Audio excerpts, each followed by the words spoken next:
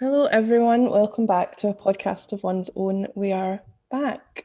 Finally, after a little break, we are going to be blending a couple of sessions together in a sort of, roundup fashion. As it is getting closer to deadlines and term breaks, etc.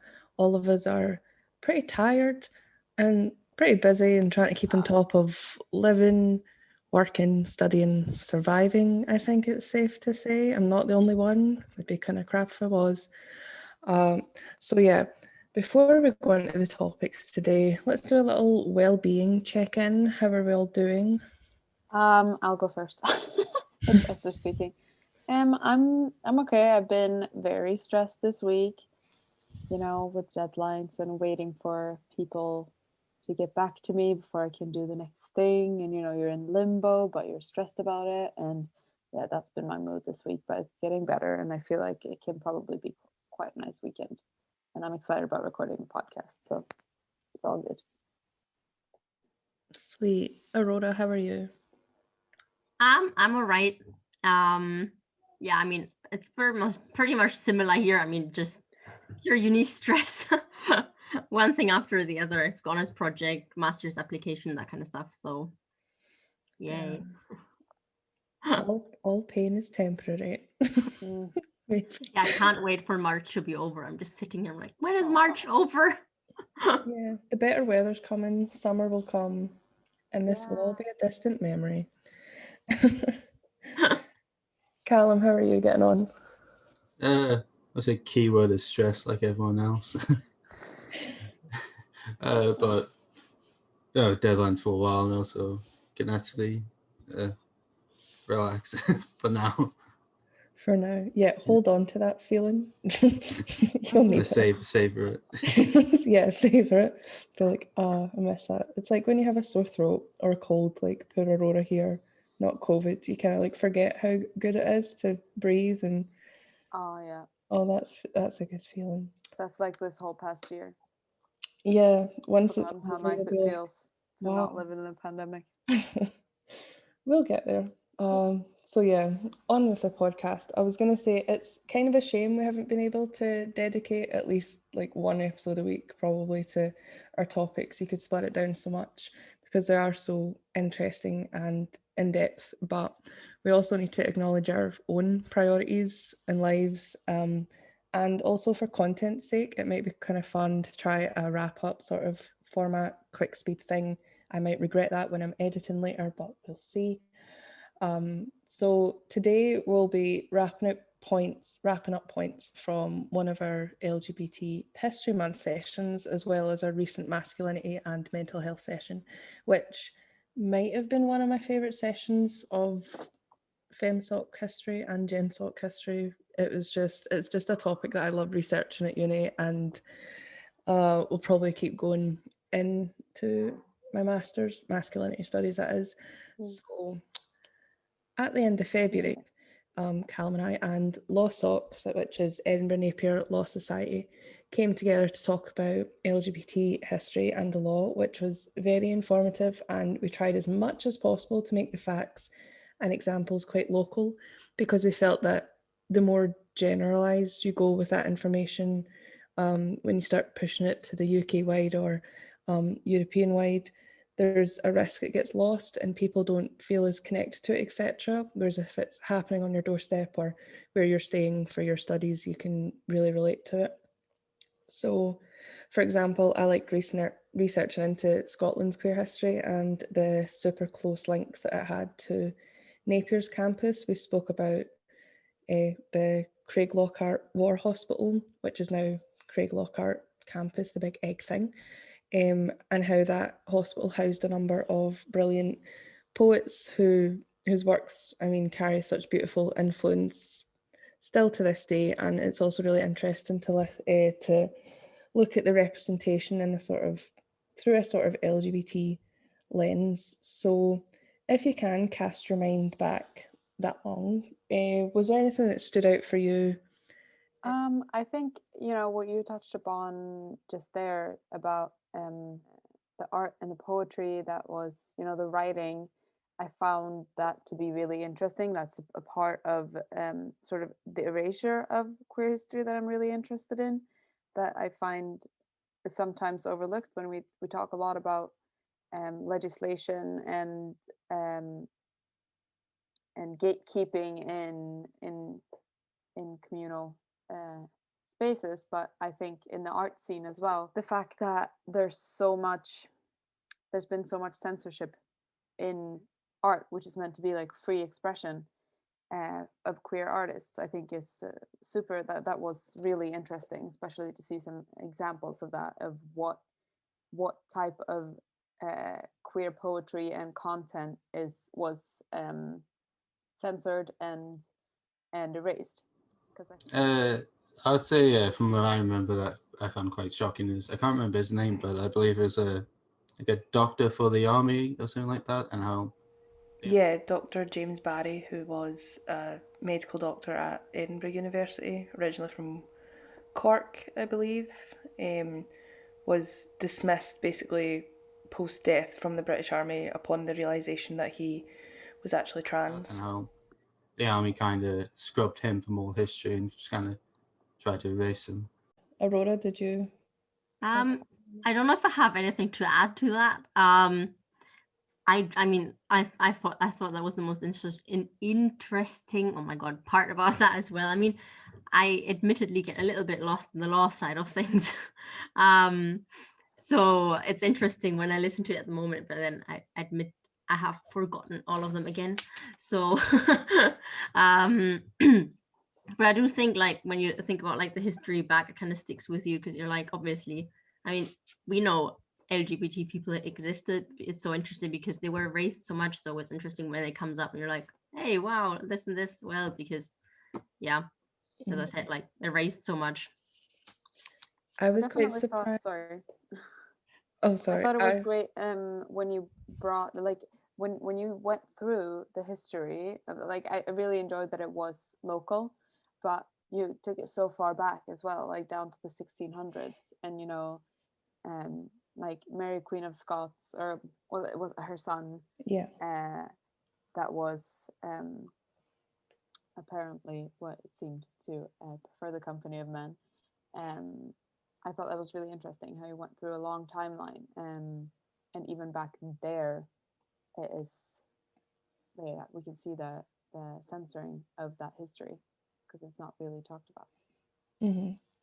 I was going to say, if you take the law of it and censoring, put those topics together, you can look at ways in which that still happens today, because you have people saying, like, well, Scotland was really great because we legalised or wanted to legalise same-sex marriage in 2014, but we weren't allowed to until 2015. But actually, it took us so long to decriminalise same-sex relationships and things like that. So it's like you're jumping on these maybe certain points in history or these really important facts, which are fantastic and really, although very, very late, but it's almost used to distract people from the history. And I think that's just like a cultural British thing that happens quite a lot, where you're very picky and choosy about what we put out to the world and to our own people as well. But Yeah, I mean, I think you brought up as well. I mean, the recent sort of changes that are relevant to us in Scotland, that Scotland's become the first country to introduce LGBTQI inclusive education in the curriculum. That is obviously amazing. But then you also, there's always that extra byline that it's long overdue, which is a little bit bittersweet, but it's great. I mean, I think one of the most like emotional things that has ever happened in like the modern parliament was in 2015, I think. The First Minister gave like an official pardon to all the men who had been imprisoned or like arrested and things for having same-sex relationships. Like that was a very public thing to do, and again that was publicized like, oh look, we did this and we came out okay, yeah, we did that quite up till recently and it was really awful, but we were the first people to come out and apologize. So it's quite sad how these how our lives are politicized in a way, and yeah, it's like we just want our rights, and they're like, not without some good media coverage for our politicians. Yeah. Wait for that. One of the things I quite find interesting was like, often people in Scotland like try to say like much more progressive than UK when it comes to kind of like LGBT rights, but when it comes to like hate crime rates, Scotland is kind of like same as the rest of the UK, like not the lowest but not the highest, but it's kind of like bang average. So yeah, maybe some laws are a lot more equal, but when it comes to like society and like the treatment of LGBT people, it's like not that much to brag about. Yeah, we're going to come on to this, but I think out of the 4 countries in the UK, we have one of the most toxic and like deep rooted awful culture. Out of the rest of us, we've progressed a hell of a lot further maybe than others, or we seem to have, but it's just so, yeah, like deep. Yeah, you were talking about sort of the Scottish cringe. Yeah, my favorite whole thing. That is something you've talked about. We mentioned it before as well, or I think we talked about it last term. But I think it's a very important perspective to have, like understanding the cultural history and background and what's shaped people into feeling so strongly about these things and having acting out in toxic ways or harmful ways. Yeah, so what I liked researching is the the hypermasculine sort of trope. Let's bring it back to like masculinity and things. So like the hypermasculine macho trope or representation of Scottish men. And during the presentation, I put up pictures of like groundskeeper Willie from The Simpsons and like really bulky bra men in kilts and things.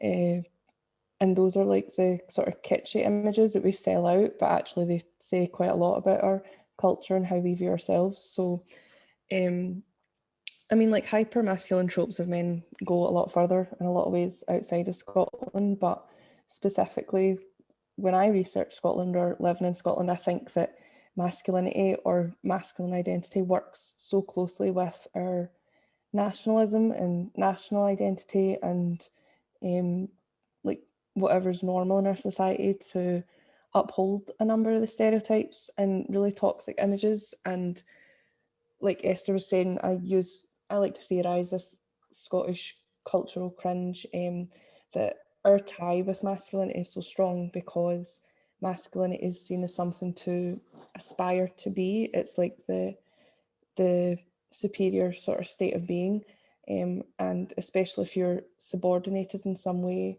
So Scotland feels that like cultural and yet political cringe as well. It feels like it has to make up for it in comparison to the rest of the UK or England specifically. And the concept of subordinate and like superior masculinities are really important to consider when you start to break down masculinities of queer men, black men, disabled men, etc. The masculinity that an able-bodied cisgender heterosexual white man, that masculinity that he feels is not going to be possible for a black, disabled, or trans man. It's, and even although it's obvious that that person will not be able to be that super hyper hegemonic masculine person, they're still going to have to go through life living through that in a sort of subordinated way. It's hard because it's so ingrained. Like it's obviously like you want to respect the cultural history of every like all places, but when it becomes like when it overflows, it's not very interesting. And Callum spoke about toxic masculinity and the sort of like umbrella term that kind of spreads over everything. Do you want to talk about how because it essentially affects everyone, but also it favors some people? I mean, I wasn't in the session, but I think it's a nice sort of transition into that topic because it obviously contributes like this trope, the macho culture, having these expectations of men to not have any, not exhibit any typically feminine traits, which would then be, classed as being emotional or being sensitive, empathetic, uh, nurturing, caring, all these things that are designated to be typically female or feminine. Well, it obviously limits and it damages young men and older men as well, of course. But when social conditioning is that like that, forcing, sort of suppressing the emotional aspects of young boys that then grow up to perpetuate this macho culture. Yeah, I say like it affects sort of everyone really, because it like affects like men themselves, like kind of affecting like other men and like the men themselves, and also like other women, just kind of so Yeah. like and especially like also like violence and like violent to other men. Obviously, that can like be violent to women, and then like violent to themselves in the sense of like like taking care of themselves and like There's so much awful so many awful statistics about mental health in men, like suicide. We know that suicide is the leading cause of death for men under the age of 45, I think it is. like 45, 50 around there, Which is devastating, and obviously then related to the fact that we don't have a society that supports the emotional health of our men and boys. But obviously clearly has an effect on the male population. But then women will be on the receiving end of those, of men acting out on that as well and trying to uphold this. From the slides where you talked about like incarcerated men and the sort of massive influx of that, and those men having mental illness, mental health issues with addiction, and rough sleeping. And I watched a few videos kind of around that, and a lot of people, mainly in the comments, and I know YouTube comments aren't good, but I think it gives you a flavour of an awful side of society. They say like, oh, the men just don't want to ask for help. Men get more help anyway, or the women are the real victims here, no matter what. So why don't the men just ask for more help? So yeah, can we like just break that apart? I hate that. I'll jump in, and anyone else jump in if you have anything to say. But I feel like I think that- it's just a flip coin of when you look at like different professional sectors, and people say, oh yeah, so it's not an even gender distribution, but it's just because women don't want to do that. Women just don't choose that. And I think it's simplifying it to the point of where we're missing really, really important root causes to dismiss it as a choice that, oh no, they just choose to not ask for help. Well, they've been conditioned their entire lives that they will be seen as weak, and they will not be supported if they ask for help. They'll be ridiculed. It'll be worse if they ask for help.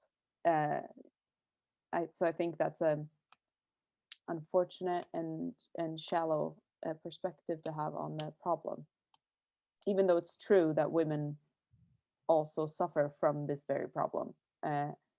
It doesn't mean it's as simple as that, I think. Yeah, I'd say it's probably the same people who comment that who would then be like, why are you crying? You're weak. Because it's such a one-sided perspective. Because I think that's you notice there how like toxic masculinity has like harms everyone, boomerangs back again.